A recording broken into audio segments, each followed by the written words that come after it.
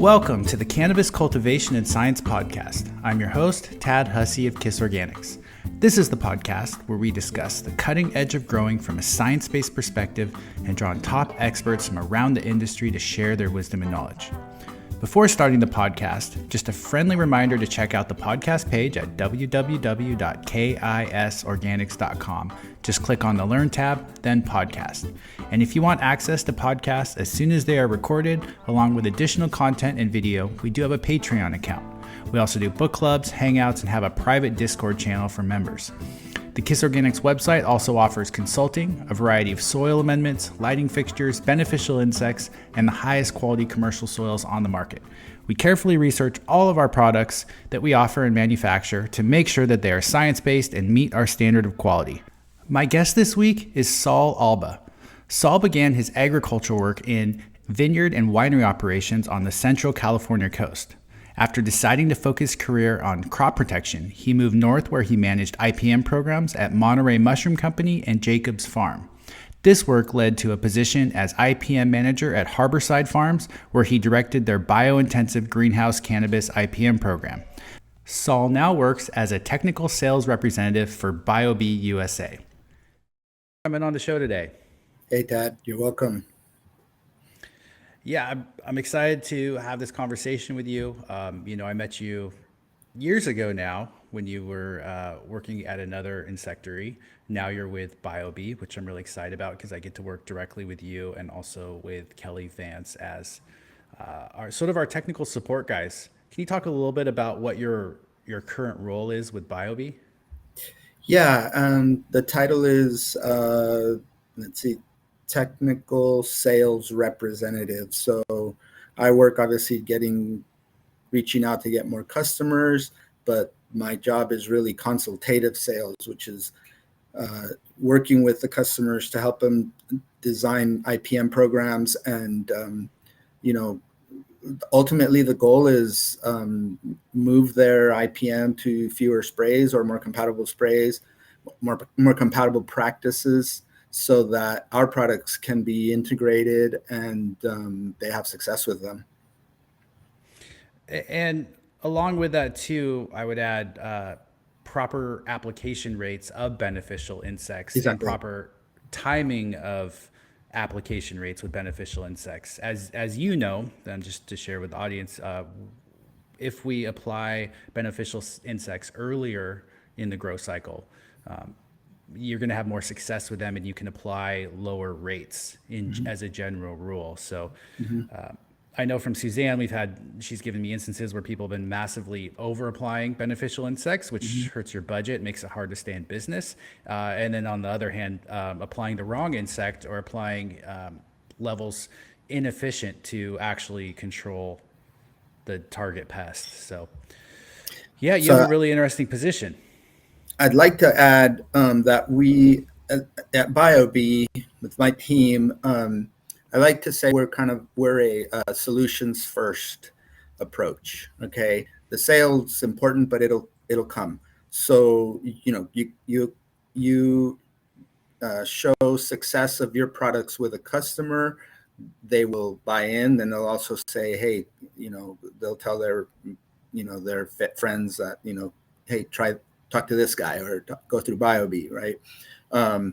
And what do I mean by success with biocontrol? That's super important to me to define. Success not only means, our products helping increase your yields by keeping pests under control, keeping them under an economic threshold. It also means keeping it within your budget. Okay, that to me is basically goes hand in hand with crop protection within your budget. Okay, so I think sometimes other companies they devise programs that are shotgun type programs. Throw all of this into your crop and you won't see pests. Yeah, guess what? That's probably true. If you throw every biocontrol or excessive biocontrol or multiple biocontrol agents that are going after the same pest when you may not necessarily need that many, I think that's a way to win.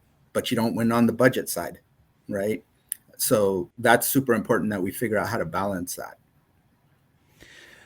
Yeah, and one thing I want to touch on is, when I think of certain target pests like two-spotted spider mite, my brain immediately goes to Persimolis, or fungus gnats. I think of, SF nematodes, but Mm-hmm. it's not as simple as just combining, I guess, a beneficial and a pest.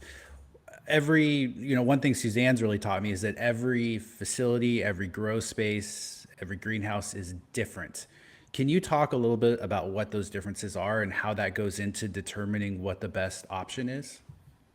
Yeah, so it's the reason you and I set this up is because you know that my primary crop that I work with and the crop I know the most about crop protection is cannabis, and so I work with a greenhouse primarily, but lots of smaller indoor operations and also outdoor, fields. So that's what's cool about that is you get to understand like what the pest complex is really like. What I mean by that, it's like what really becomes an issue for different growers in those different settings. And so, for example, outdoors, grasshoppers might be considered in certain regions the most important pest to control, whereas in a indoor setting, you'll never see grasshoppers. But root aphid can pop big in a hydroponic indoor facility, whereas root aphid is not an issue outdoors. So it really does kind of depend on lots of things, climate being one. And yeah, that's going to vary based on your particular operation. Some really really low tech greenhouses don't have the option to like heat and use dehumidifiers, so their botrytis is harder to manage than like a Dutch style greenhouse where that's all designed into the plan. So yeah, environment I think has the most to do with it, but that's not all.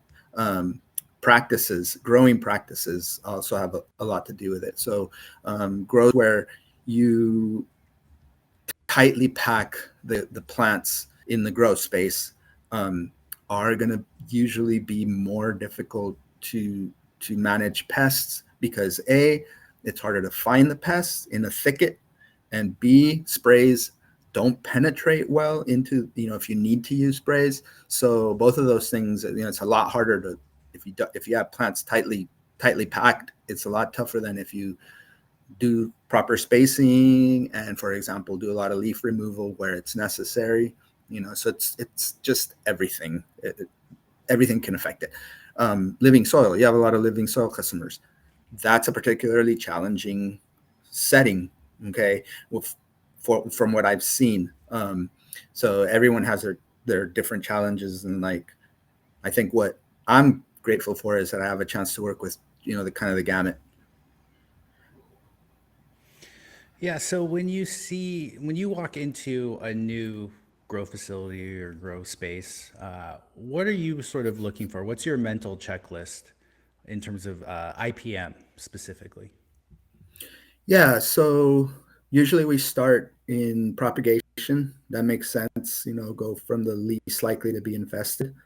Um, and then as through each stage, basically take notes on what their primary pest is, and then find out what they're doing, what they have been doing, and if they think why they think it might be failing, or why they think it could be better, or why they think it's doing a great job.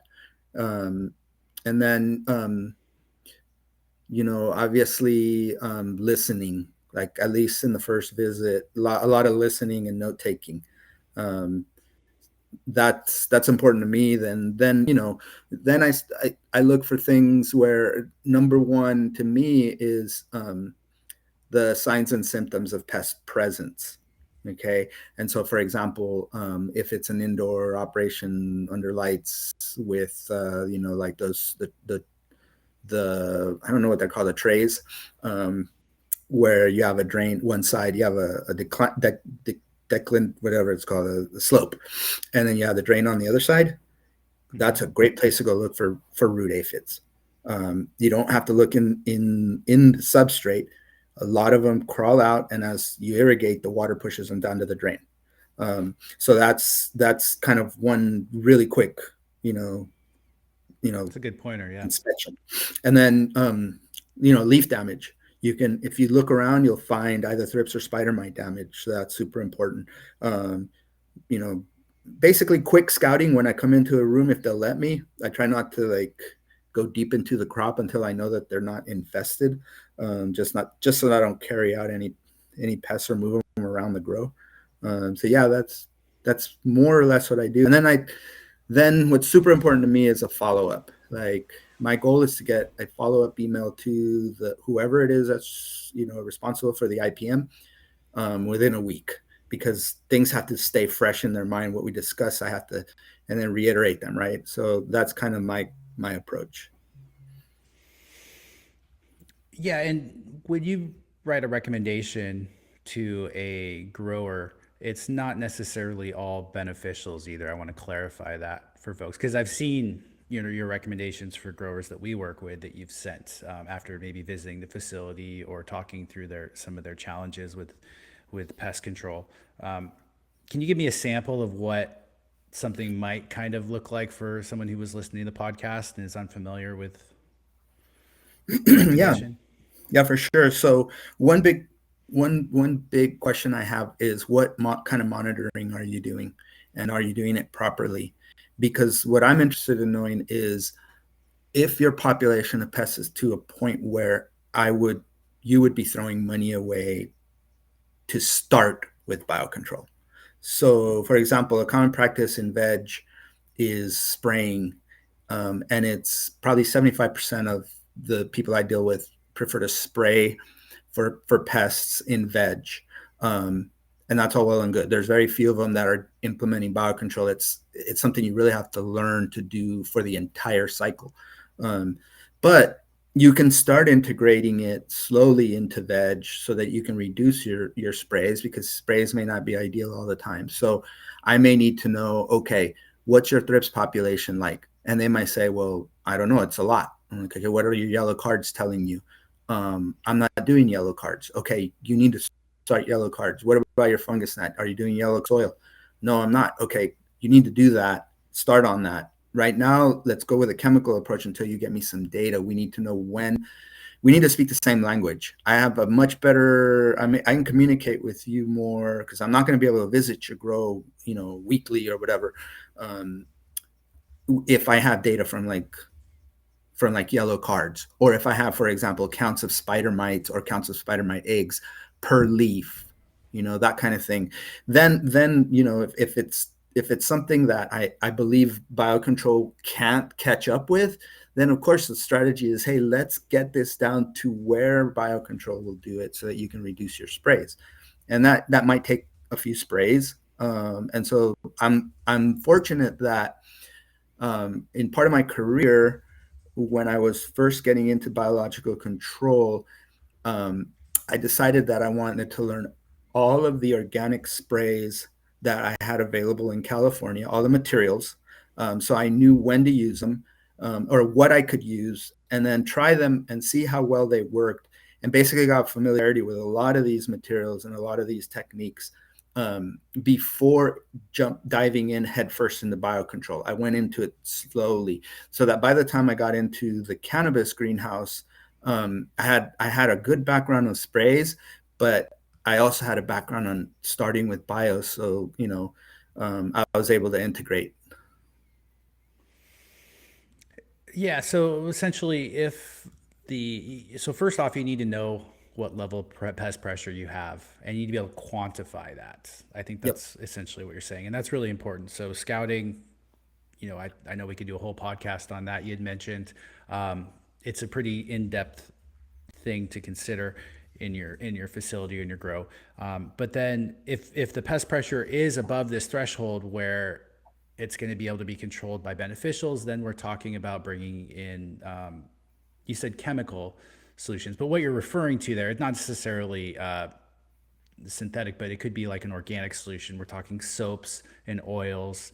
or maybe botanical, some sort of spray option to suffocate, neurologically disrupt, kill essentially the target pest to get them down to a level that then the beneficials could potentially control them, right? Yeah. Yeah. Number one, most of the states that have legalized, they won't allow you to use certain materials, right? It's almost all organic materials. I can't think of anyone, even organic sprays that are like neurotoxins, like spinosades, aren't allowed in the majority of states. And some states are so strict that they don't allow you to use an EPA registered organic material. So, it's a challenge, but I'm lucky because I've focused my pest management to organics, and that's almost all I've ever done. The first job I worked in, we did use some insecticides, some real insecticides, but the goal there was go towards organic. And then after that, it's been all organic. So I know the sprays well, I know the materials well. I don't actually know, the real poisons well. And I'm lucky not to have to ever use them. So yeah, you can do it. And not only can you use them, but you can actually integrate them if you know what you're doing. Take some guidance, but that's what I'm here for. Yeah, and then on the flip side, an example where you maybe not don't need to do sprays, because I hate spraying. It's just the labor to fill a sprayer, tank mix everything, go in the room, spray. I hate doing it. It's not something that I enjoy. So for me, I had a thrips that came into my room on my clones. As you know, they can I believe pupate inside the leaf. Is that correct?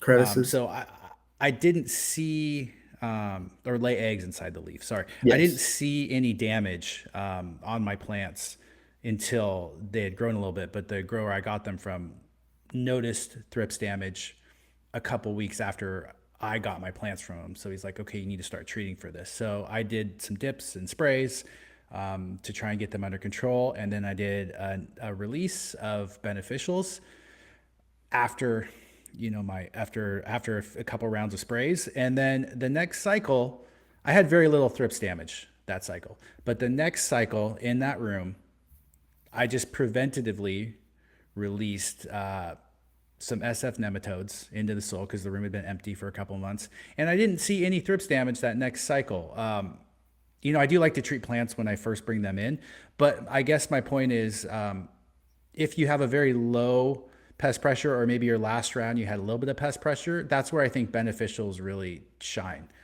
I guess, especially early in veg, because you don't have to buy a lot of them necessarily. And if spraying, like you mentioned, can't get everywhere, whereas these beneficials are eating and working 24/7, and they'll work their way into all the little nooks and crannies of your canopy to really get your target pest.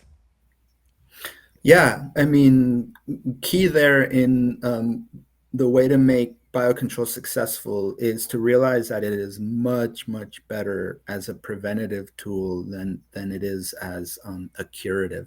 There are some biocontrol agents that actually can essentially cure a problem or bring it down so that it's so low that that it's not going to hurt you. Like SF nematodes being one of them. You can take a greenhouse that's just loaded with fungus gnats, and if you use the SF nematodes properly, it's going to be a bit expensive at first. You can get it down to where they're not an issue anymore, but that is an exception. Okay, most biocontrol works, and should be used preventatively. What does that mean? That means at the first sign of pests is when you really start.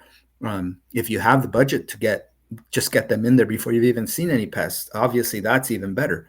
But most growers are going to say, well, I'm not going to make an action until I know they're there, right? And that's fine as long as you know when they are at a very low population.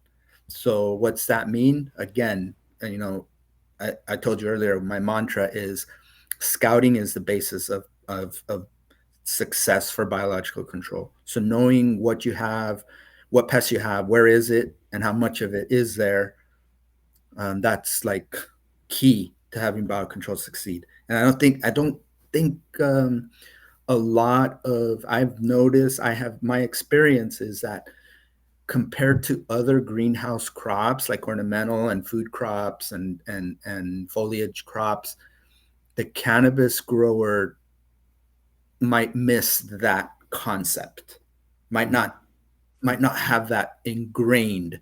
Um, and why? Likely because they were growers during the black market days, right? Before it was legal. So you could just take Avid and wipe out your spider mite issue with one spray or keep it low. So they're kind of used to more like, okay, curative. I can cure this. Biocontrol that won't do that. Organics materials won't do that either. They're very rarely curative. So it's kind of switching that mentality to I need to do this preventatively based on scouting.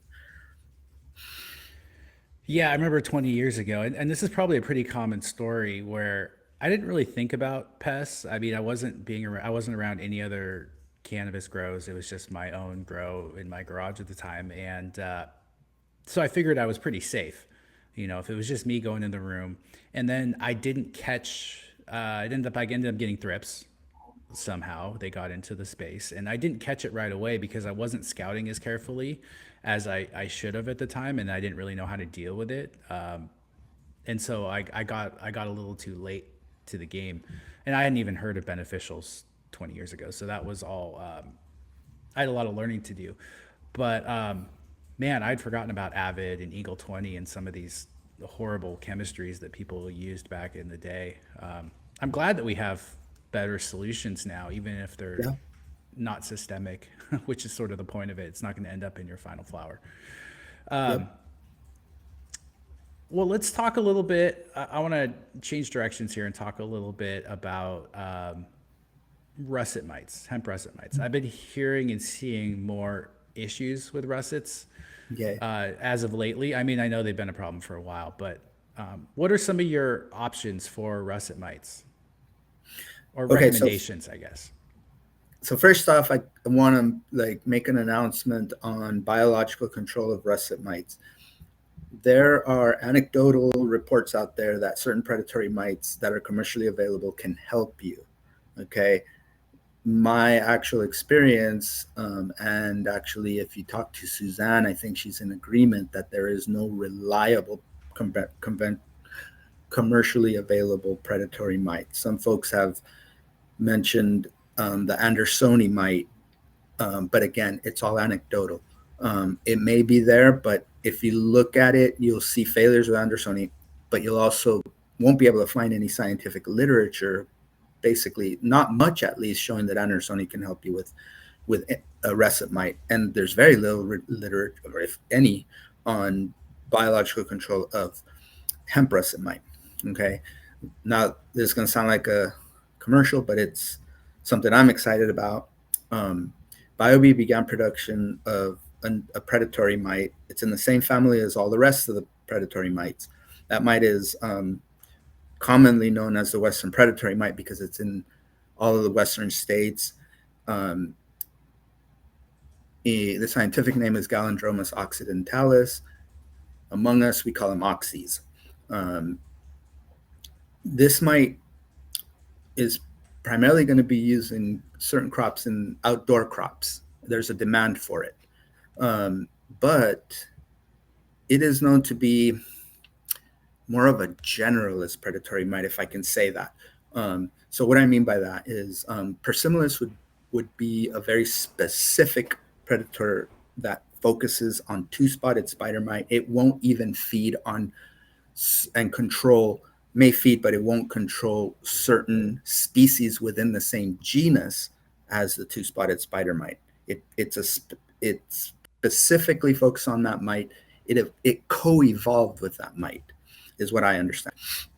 But then you have Neosalus californicus, which I'm sure people have heard of, which will also feed on, for example, broad mite, and might help you manage broad mite. And there's literature showing that, and the two-spotted spider mite, and can also feed on, pollen. So it's more of a generalist, if you get what I'm saying. Gallandromus occidentalis, the way I like to describe it is that it's the most generalist of the predatory mites. Okay. And so we're excited because in nature, it will feed on the Eriophyid family, which is the family of pest mites to which hemp russet mite belongs. So you have it recommended by like the University of California as the go-to for certain Eriophyid species, like for example, tomato russet mite, which is in the same genus as hemp russet mite. So our hope is now that we have it to be able to basically debut it in cannabis to see what impacts there are. So if anyone is interested and has an existing hemp russet mite problem, we're just about getting ready to launch this, but we have some production going where we definitely want to see it feeding and would like to get video of it. My colleague already has video of it feeding on hemp russet mite, so it's clear that they'll eat it. Controlling it, yet to be seen because it's never been tried. So that's my biocontrol. I'm putting it out there because we want to get the data. Currently, though, very effective way. Go ahead. I'm sorry. So Saul, yeah, before we get into your current recommendations around hemp russet, I wanted to touch on a couple things that you just mentioned that I think are really important. One, this is a really, really big deal because I remember talking to Kelly Vance about this years ago, actually. Mm-hmm. And I know he's been pushing for it. And one of the big reasons that you and him, I think, ended up at BioBee was because you were so excited for this mite and access to it and what it may offer the growing community. So the other thing, so I just want to throw that out. This is a big deal. The second thing that you had also mentioned is control versus feed. And I just want to highlight that too. So, russet mites live in the bud within those trichomes. They're very hard to, that area is very hard to navigate. It's sticky. It's, same with tomatoes sort of thing. And so, this idea that, like, I think you mentioned Andersoni may feed on russet mites, in a petri dish or something, but maybe not able to control it and navigate that space as well as a russet, or effectively enough to control in the sense of keeping populations low enough not to have economic damage to your crop. So we're hopeful. You're hopeful that Gallindromus will be able to do that based on the literature and what you guys have seen.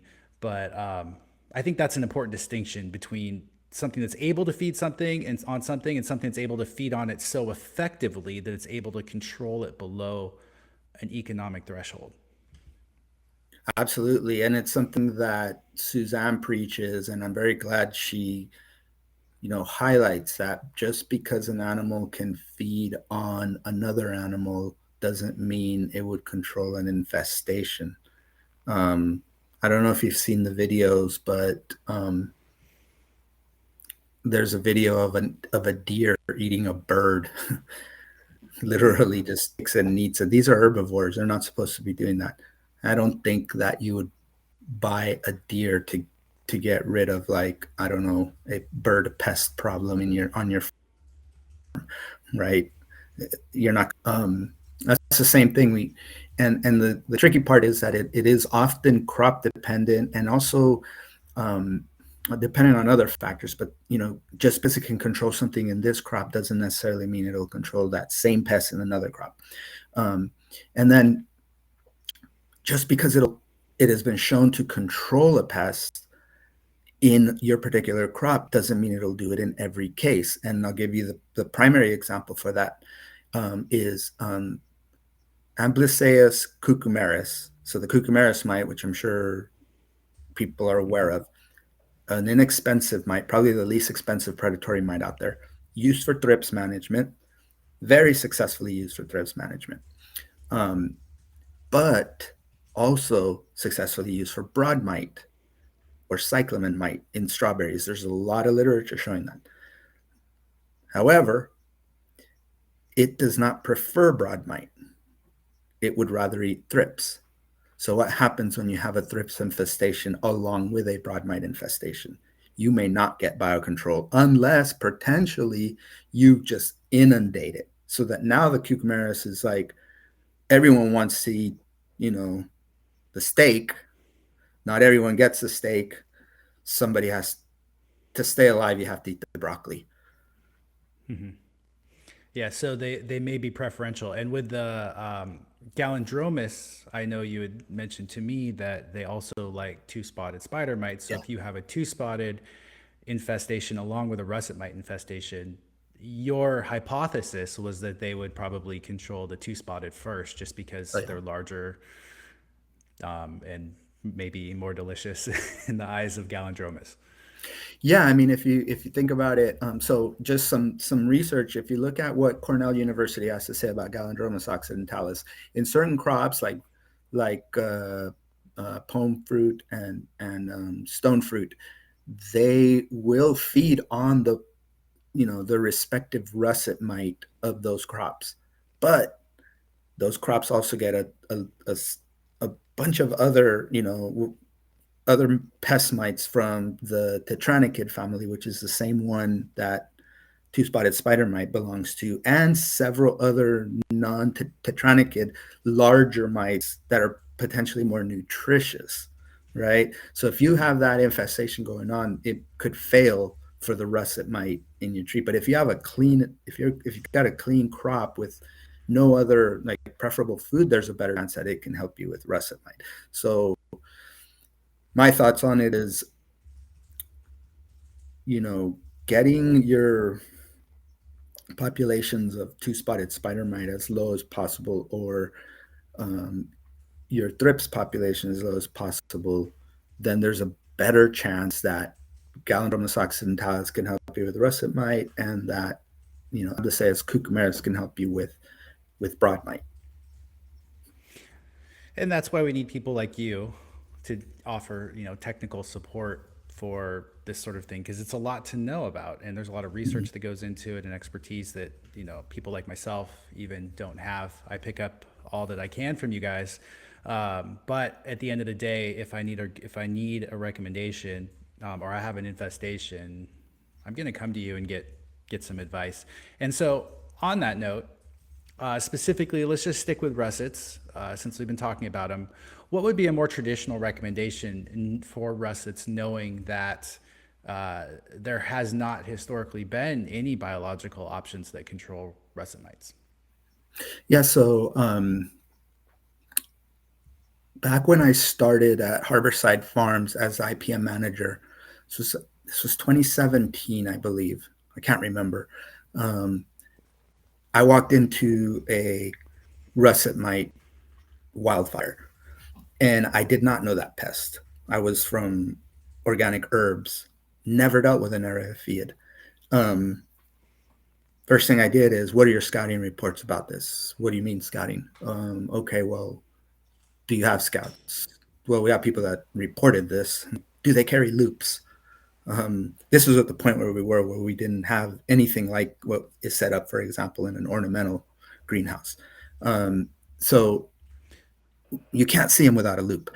So immediately busted out my loop, started looking, found them. Okay, I know what russet mite is like. Okay, what have you been using? Well, we've been using this soil and this soil and this soil, but doesn't seem to work. Okay, let me dive in. Dove into its closest relative. That is a pest in another crop, is a tomato russet mite. All right, what are they doing? The go-to for them was elemental sulfur sprays. All right, so if it works for them, that relative, it should work for us in cannabis. So that was the first sort of step in the direction. What we didn't know at the time was how concentrated your spray had to be and what frequency you had to apply it. Okay, because there's negatives to spraying sulfur. But eventually came around to figuring out exactly what the rate and frequency of the sprays should be to manage, and then other techniques that I learned subsequent to that to have you manage hemp russet mite relatively easy with elemental sulfur sprays. I still believe that if it comes to a spray, and I think that probably a good 90% of the cannabis community would agree with me, at least those that have battled it, that you're better off with a sulfur spray than you are with an oil spray.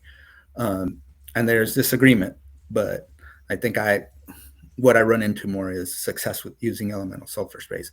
But there are drawbacks to using sulfur. There's a few really important drawbacks.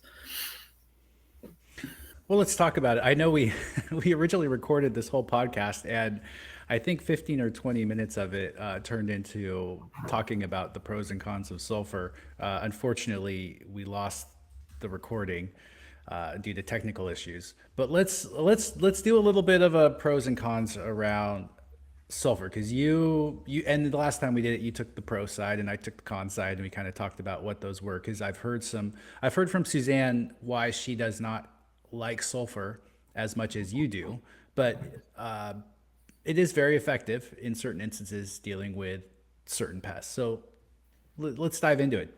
What are some of the advantages and disadvantages of using sulfur? And let's talk a little bit about burning sulfur, which technically I don't think is legal in any crop, but people do it. So let's have a short conversation about that, just knowing that it's happening, and then more familiarly with the wettable sulfur sprays.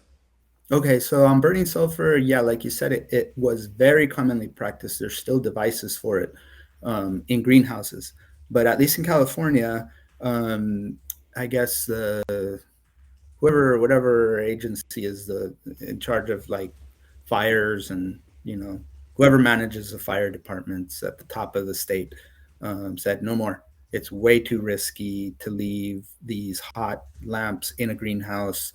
We've had too many incidences, so that's actually the reason why it was outlawed,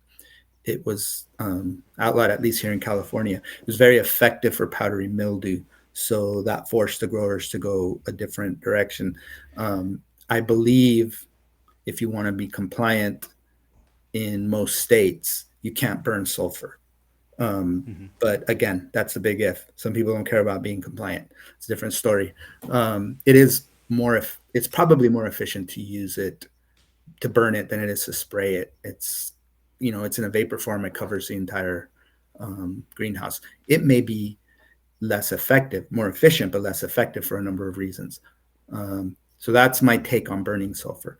As far as the pros and cons of using sprayable sulfur, I'm going to start with the cons that I think are legitimate cons. Okay. So number one, and most important to me, is we don't know what impact the sulfur residue has on the ability of biological control agents to hunt for their prey.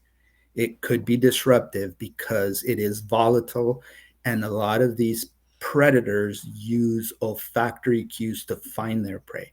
So it could interrupt us, and that's a very legitimate concern. Another one is, go ahead. So let's just clarify that. So you're saying after spraying sulfur and waiting, I don't know, a few days or whatever, or a week, you bring in your beneficial insects. You're saying there still could be some volatilizing sulfur coming off of that leaf surface that may make it hard for those beneficials to track down their predators, because they use their sense of smell, and this sulfur is still creating an odor. And then we don't have any research to know either way on that. Yeah, nothing really legitimate yet, just anecdotal. And it's not that it can stick around for a few days. It does stick around for a few days. And in fact, in my pros, I will mention why that's important. In my anecdotal experience, where I've seen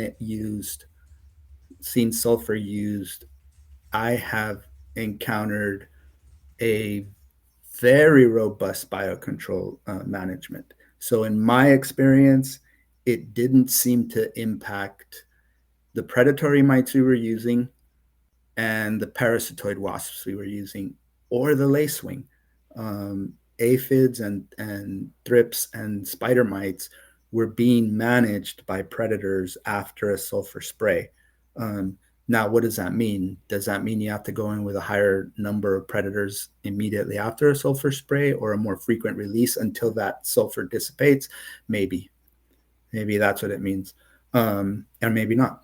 So that's my take on that. It's a legitimate concern. We don't have the research point saying one or the other yet. Okay. I do know that the recommendations from those that have done research like to say wait 4 days before releasing predatory mites. I don't know where they got that, the 4 days from it, but it is based on research. And I think it's less about can it hunt properly, more like do you put them at risk if you release within 4 days. So yeah, that's what I have on that.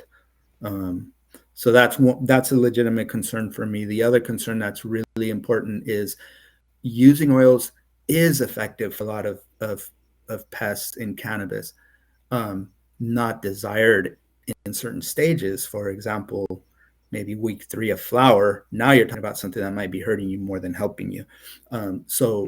Like I said, maybe a good 75% of the cannabis growers I've worked with do use oils in veg. So using oils in veg is effective. There may be some drawbacks to using oils. Some growers believe that they block stomata, so photosynthesis is reduced, so growth is reduced, plant health is reduced. Then there's also the possibility of phytotoxicity using oils. This is where another legitimate concern is with sulfur. If you look at most sulfur materials, they do not recommend using an oil spray next to a sulfur spray that you've got to give it a 30-day wait. In my experience, that's been more like a 2-week wait. And now that folks are using lower rates of sulfur, it could even be less than, but that it does complicate the use of oils if that's a practice that you already comfortable with. Another con, which you brought up last time, which is very legitimate, is that all of the EPA registered miticidal, fungicidal sulfur products have a 24-hour restricted entry interval. In other words, the growers and the workers can't go into the crop for 24 hours after a spray, and that interferes with some operations. And also, the available products can only be used once a week, according to the label. So that is another con. Again, to all of these cons, I have ways to clear the hurdle. Let's see what else. It's good to mention both. Yeah. Yeah, so REIs, or restricted entry intervals, are very important to follow. They're created for a reason. Now, do we always understand those reasons? No, I think you brought that up last conversation. But as a facility with liabilities and just health risks, it's probably best to stick to those. Yep. In theory, there's research to support that. Most states, including California, have whistleblower laws. So if you get a disgruntled employee that shows you, that learns that you're not following REIs, that they could cause a lot of problems. They could get you fined, because there are whistleblower laws. So employees in an agriculture operation are protected by the state if they, report lapses in, the way you handle pesticides, which is a good thing. Right. It's also why you need a pesticides license as an applicator in California specifically. All these things exist for worker safety. Mm-hmm. Yep. One other con, since we're on the con side still, I wanted to bring up was, you already talked about residues. Sulfur is an essential mineral for plants. It creates those esters and alcohols, the sort of that skunky smell in cannabis. So we know we need sufficient in our soils.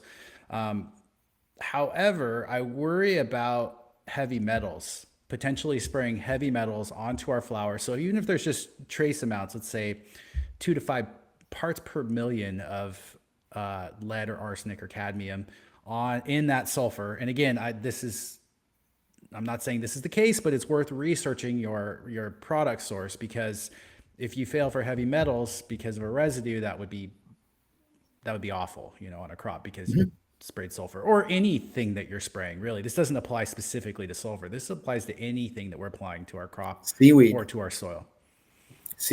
And anyone using shrimp chitin. All of those there's a risk of metals, mercury in particular, right? Yeah, so it's a legitimate concern. It is another one. You beat me to it. All right. It was brought up by Suzanne that she had a customer who failed for metals, tested their sulfur product, and found that it had them. So here's what I have to say about that. Again, no, I'm going to go into the pros afterwards. But yeah, that could be a risk of your particular brand of sulfur having having heavy metals in it. It is a risk. That all being said, I've never experienced that with any of my customers, but it is a risk. And I can tell you why it's probably that I haven't experienced it. So another con I can think of is most states have laws as to what materials you can and can't use. The majority, if not all, of the elemental sulfur wettable powder products that are available to crops, all different kinds of crops, including organic crops, are EPA registered, and there's none that I know of in California that are allowed if you're trying to be compliant. So that's a huge issue there is, okay, if you're using a traditional elemental sulfur product, you are in something that's used by, for example, strawberry or grape growers, you're likely going to be non-compliant by using it. So, That's big. Yeah, that's big. It is. If you want to be compliant, there's no testing for sulfur. That doesn't mean that you don't want to be compliant. Until those laws are changed based on research, you want to be compliant, you want to be able to sell to the legal market. That is a con. All right, let's talk about the pros because you're a sulfur guy. I am, but I should preface everything. And if Suzanne, if you're watching this, always remember this preface. I am not a sulfur guy. I recommend it used only very limited circumstances because of all of the cons. Okay, not all the cons, because of the majority of the cons. That being said, I'm convinced it is the best treatment for russet mites and broad mites in veg. That I can say.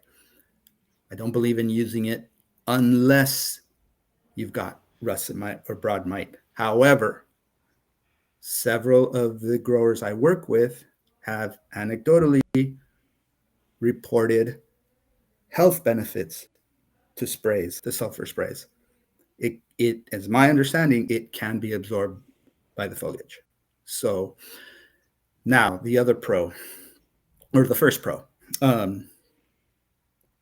I believe it's superior to oils in many regards because oils are a contact only kill. Now there's some herbal oils that are also have repellency, but mainly the main mode of action of sprays is contact. If you don't get the oil to contact the pest, you won't kill it because it'll dry and that's it, one and done, right? Which is harder on these two particular pests because of where they live. They're tiny. They can get in the crevices. And something so tiny, unless you're using some kind of effective adjuvant to thin out your spray, they can even be protected by, what's the word? The hydrophobicity, or the lack of ability to spread in these tiny crevices or underneath trichomes, right? So the oils are hard. It's hard to contact them and they don't last very long. Whereas sulfur, what few are aware of is sulfur is used routinely in grapes. And I used to work in the wine industry. So I learned about sulfur. I learned about its mode of action some time ago. And it has actually a twofold mode of action. It's contact, okay? And it's not that it suffocates the way oils do, but it's also residual or the vapor form of sulfur also is toxic. This is the powdery mildew. My belief is that if you perform a sulfur spray and you miss a colony of russet mites, but the residue is there pumping out, the volatiles, the gas attack can actually have this residual effect. And that's why it's so effective. Even if you don't contact, which is a kill, the gas can still kill, right?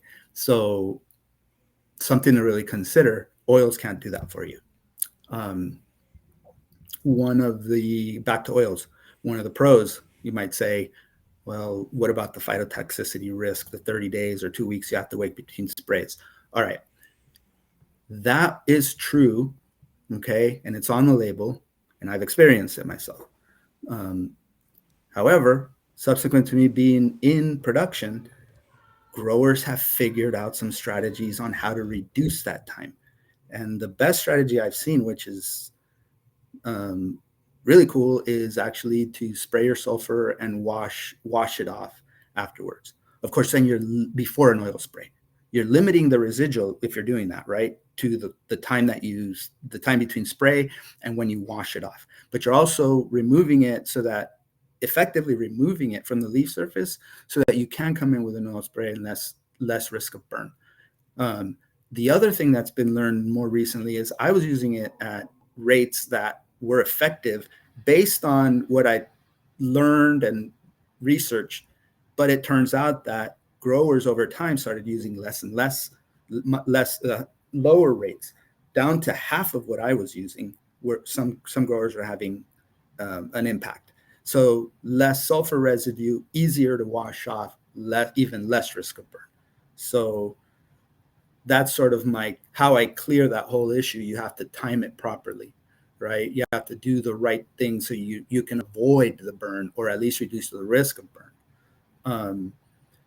What else? How do I clear the hurdle of heavy metals?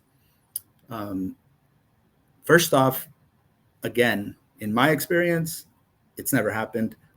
And in the experience of Suzanne, she said it happened. I've asked for the name of the product so that I could do a little dive into it. I haven't gotten that yet. What makes you suspicious of sulfur being actually a source of heavy metals is back in the day, sulfur was mined. Okay, we know there are metals in the earth. Sulfur was mined and then purified in whatever process, and so the risk there is there. It's very clearly there. Nowadays, my understanding is the majority of sulfur that's used in agriculture is actually distilled from some other source. What is that? What does distillation mean? You cannot easily move. How can you get to the vapor point or the gas stage of mercury? You probably need to be on the surface of the sun to do that. So distillation probably removes a lot of that potential metal contamination. And if the majority of sulfur products are distilled, then maybe it's not such a terrible con or a risk. But what you can always do is take whatever sulfur it is you're using and submit it for metals analysis on a regular basis and confirm to yourself that, yeah, in fact, this is clean, or even contact the company and ask for like a lot analysis. And they oftentimes will test for metals. So that's my hurdle there. The hurdle on the REI, that's a weird one. It's a really weird one because the fungicide and miticide products that I mentioned, the EPA registered, are 24-hour. But there are some elemental sulfur foliar sprays that are not through the EPA. In other words, they are not pesticides because they're being used as nourishment, foliar nourishment. It's elemental sulfur. This plant can use sulfur in its metabolism, right? So there are some materials that don't qualify as pesticides. Now, why is it they don't qualify as pesticides? Could be all had to do with the inactive ingredients. What else is in the pesticidal sulfur that is not in the foliar feed sulfur? And the foliar feed sulfur actually have lower REIs. Okay, that doesn't mean that it's safer. Okay, but for whatever reason, the governing body has determined the REI is, for example, as short as 2 hours, right? Still, why not wait if you can, right? There's no law that says you have to go in after 2 hours, right? But there's also the possibility that the research was done to find that a combination of the active and the inactive you're probably safer to go for the 24 hours. I don't know. Okay. I just have that to say. I just have that to throw out. What was another? Go ahead. Real quick, Saul, I know you had mentioned that one of the things that's really important to look at is application frequency, but also application rate. What is your recommended rate based off of what you've seen in facilities? All right. I'm not going to make a recommendation. All right. Okay. I'm going to give you my experience. All right. Okay. Fair enough. With a product that I used, which was about 80% elemental sulfur, so 20% inactive. At the time, I was using 20 grams per gallon, and I was applying twice a week. Okay, all of that was in compliance with the product. All right, that was working for me. When I had a russet mite pop up, right? Now, subsequent to that time, like I said, growers have figured out to reduce that all the way down to 10 grams per gallon. Although I think most growers are using about 15 grams per gallon with an 80% elemental sulfur product. So you can translate it however you'd like. There are others that have lower sulfur, whatever. What was I going to say regarding these sprays? It'll pop up. It was an appropriate time to say it right there when we're just talking. I'm so sorry for interrupting you. Oh yeah, I know what it was. Go ahead. So what was key for me, again, this is my mantra, is the monitoring. Having good scouts that can identify russet mite as early as possible. What does that mean? I had a scout who I would call her the russet whisperer, all right? Because she could practically smell. I swear she could smell where russet mite was. And sometimes I get a text and she'd say, hey, I want you to look at something. I'm like, oh no, I know what you're saying. I know what you're telling me. You've smelled them out. And sure, she could look at leaf color in very young leaves and find russet mite infestations very early on. You have a better chance of getting rid of them faster when it's just started. Unfortunately, you don't know when the infestations are just starting because usually the effects, the symptoms of the plant don't pop up until after you have a sizable infestation. But that showed me the importance of monitoring and having good scouts that are trained to ID these symptoms as early as possible. Then when we found it, it's like, okay, all hands on deck, track and trace, because we know it's in this clone and we know that in this strain, and we know that it came from clones from those moms over there. So the first thing we're doing is going to look for it in those moms.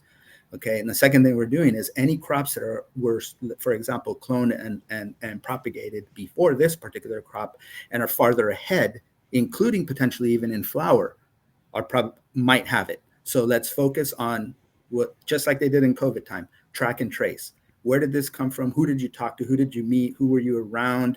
Who subsequently, before you ID'd it, before you got diagnosed, who also may have spread it to? So that was super important. And then you start really intense scouting, identify the plants that have it, mark them, and then do a sulfur spray, because you want to come back within a few days. Literally, kill was often within 24 hours, % of the population had been reduced. That was amazing to me.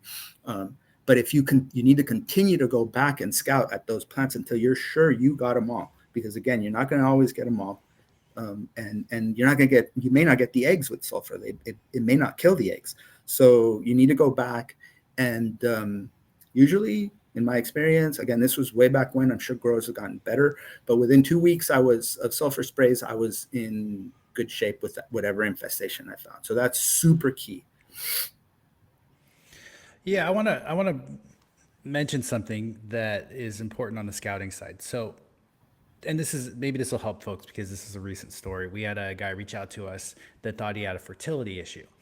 And so we started digging into this. And basically, what we found was this problem was happening at his facility, but it was also happening at his partner's facility. And they cultivate different ways. So the chances of that being a fertility issue versus a pest or pathogen is less likely. It's more likely that there's a pest involved or a pathogen. In this case, it turned out to either be russets or broads. I'm waiting to get an image to really determine that. But one of the other clues that we had was, is this across all of your plants evenly, or is it in one place specifically?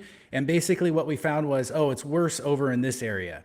And yeah, they were doing living soil beds, so there's a chance that the fertility was different across there. But most likely, if you're treating all your beds the same and you have what we call a hot spot, it's most likely a pest or pathogen issue. And so then we want to dig into that a little further. So if you see it just with across multiple genetics, or in one part of your room, or in one room versus all of your rooms, and it's spreading, it's less likely that it's fertility. And I just want to bring that up as some clues for folks. Yeah, you need to know how to identify russet mites for sure. And in a future podcast, hopefully we can do my presentation on signs and symptoms of common cannabis pests, which includes the russet mite, signs and symptoms. But you really do need to know how to use them. And there's a method that I developed. I didn't develop it. It came from a pathology class that makes scouting for russet and broad mites a lot easier. But it's something that some of the growers I've worked with have tried, and they like it. It makes it faster scouting. But I'll go over that maybe on the scouting podcast when you want to do that. Unless anybody wants to reach out, I can talk to them about it. But yeah, that is key. What's interesting about russet mite is they're not great movers. They're little carrots with feet, right? To them, for them to move from one plant to another is it's tough. But so you'll often find one plant that is just loaded with them, and the neighbors have a few of them, right? And because they're touching. That's I've noticed that it's and then that spot does grow, okay, and it can grow fast, but that's often the case where you find one plant. One key I'd like my observation for monitoring russet mite is when you get into flower, it, in my experience, tends to hit those really lower flowers down, even sometimes down on the trunk of the plant before I see them up above. I don't know why that is, but I start to see the symptoms, particularly the leaf curl, the taco or whatever you want to call it, the canoe, down there in those little teeny flowers.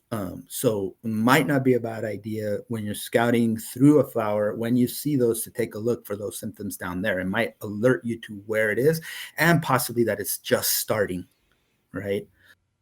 So Yeah, a one con I other forgot clue. about, sorry, a Oh, con that I sorry. forgot about sulfur is most growers don't want to use it in flower, and I don't recommend it. So making sure you come in clean into flower with no sulfur is smart. It's critical.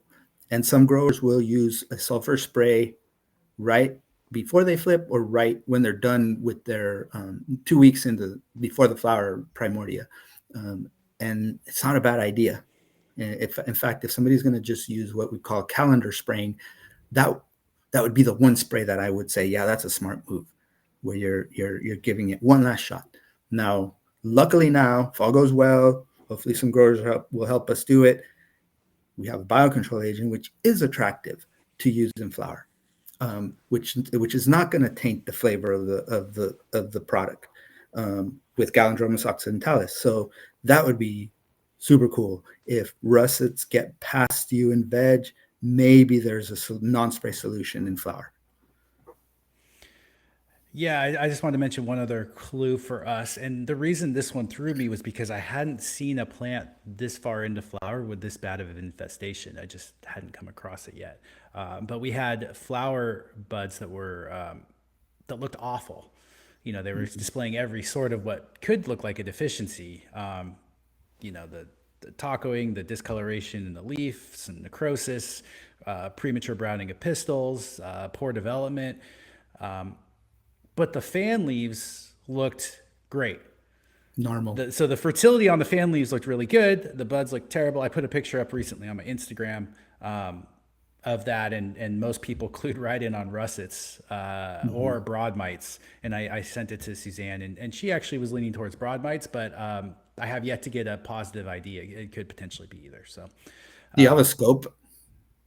They did not have a scope, so that was a lesson learned for them. They're both locations now are getting scopes, and they're hopefully going to send me a picture. So I'm waiting on that. But yeah, we got them a recommendation for, you know, sort of what we talked about here as a way to address this moving forward. But yeah, it's a powerful lesson of why it is important to scout, so you can avoid getting that far into flower and, you know, to a point where you can no longer deal with it. And now you're facing crop loss or significant crop yield loss. What, in my opinion, is the most dangerous arthropod pests of cannabis being russet mites, and the fact that you can't see those with the naked eye, and unless you have some experience, they're difficult to find with loops. I don't see why every cannabis grower doesn't invest $100 on a microscope that can help you ID russet mites and broad mites. I can't see it. It's literally, you can get them for $100.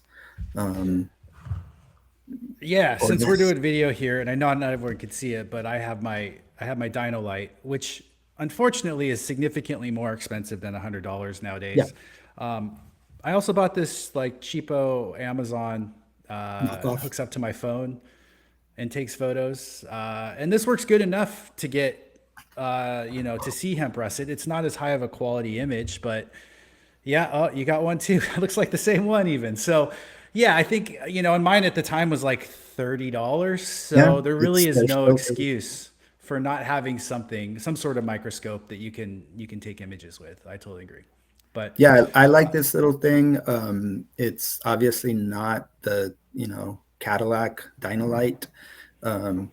I recommend, if you can afford it, you know, there are some affordable Dynolites too that are probably better than the $30 one that you and I have. But absolutely, this is more than sufficient.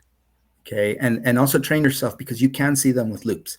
I know how to. It's not tough if you just train yourself. Yeah. There's some strategies on how you can see them better with loops too.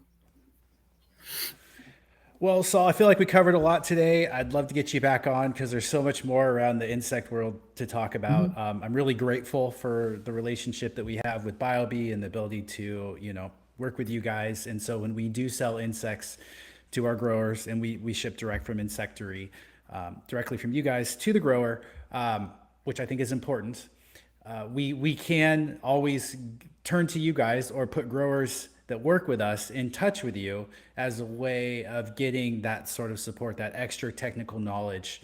And there's no extra cost to that, because that's literally your job, which is so wonderful. To our customers, that's what we offer. Your customers are our customers. Again, that's just part of the deal. I may not be able to visit all the time. I'm based in California, but I do make it up to the Pacific Northwest. In fact, I'm there at the end of the month, although I'm there briefly in Portland. But there are times when I'm up there more frequently, and I can actually do visits. And any of your customers in California are obviously easier to visit. I already visited one of them is it Long Beach? I can't remember. Down in Southern California. It's to me, this is fun. You could probably tell I can talk about this for hours. And you know, and then there's nothing as satisfying really to me than giving advice to a grower, having the grower work with me to integrate it into their program, and then getting the report back, hey, guess what? This solved it. This did it. Why? Because it validates that, I'm not just giving BS information out there. Yeah, absolutely. I feel the same way on the fertility side when we're able to get growers off of bottled nutrients or a multitude of products and simplify it with soil testing, and save them money and produce a high quality flower. Yeah, that's why we do what we do. So yeah, well, we'll definitely catch up again soon. Super grateful for this time, and thank you again. Yeah, Ted, thank you. Anytime.